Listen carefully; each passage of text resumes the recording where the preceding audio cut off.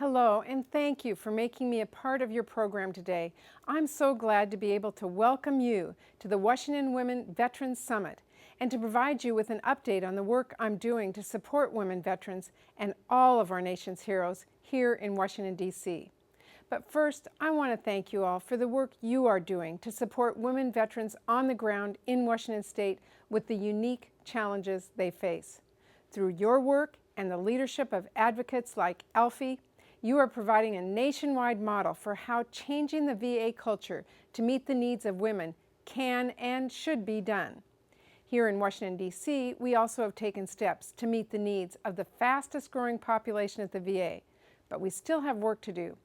We made some important overdue changes in my Women Veterans Bill President Obama signed into law last year, and the VA has since taken some steps we had been working with them on, including mandating a women's health coordinator at VA medical centers. But we have to be vigilant to make sure improvements continue to be made. And as we continue to see an influx of women veterans returning from overseas, I believe there are three important areas we need to maintain our focus on.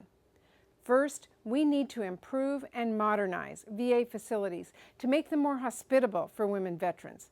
As you all know, the majority of VA facilities were built and designed at a time before significant numbers of women veterans were accessing care. This means that whether it's how exam tables are positioned or the layout of bathrooms, privacy and the consideration of women veterans' needs are often not reflected in today's VA buildings. To improve this, we need to modernize facilities to cater to today's veterans, which are now more often women. The VA Puget Sound has led the way in this effort by providing a private entrance for women, but we need to replicate these thoughtful changes at other facilities. That's one of the reasons I'm very concerned about the lack of funding for construction in this year's VA budget.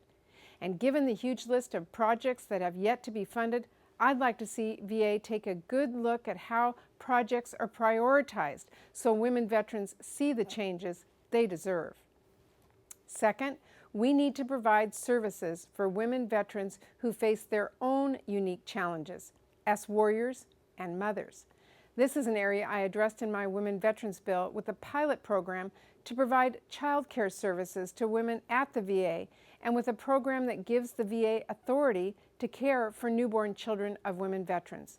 I did this because I've seen the difficulties women veterans face who come home with their own physical and mental wounds and are too often asked to immediately care for others before they have time to care for themselves.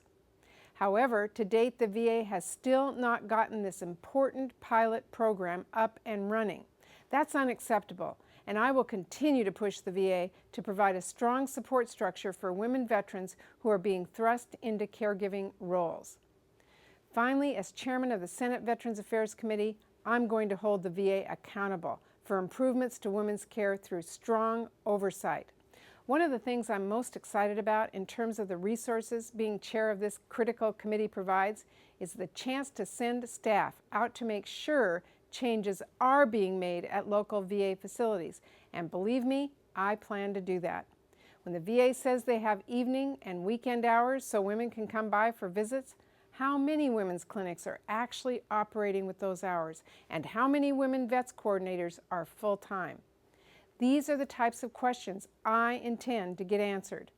By not accepting second-rate facilities, demanding care for veterans who are also mothers, and by bringing strict oversight to VA efforts to improve care, we can and will make a difference for women veterans. And by improving employment opportunities, ensuring better treatment for the invisible wounds of war, and making sure DoD and the VA are finally cooperating on providing care, I plan to go to bat for all of our veterans. I'm truly honored to have the opportunity to serve you, and I will continue fighting for your needs. So thank you once again for all the work you do for women veterans. You are all making a difference.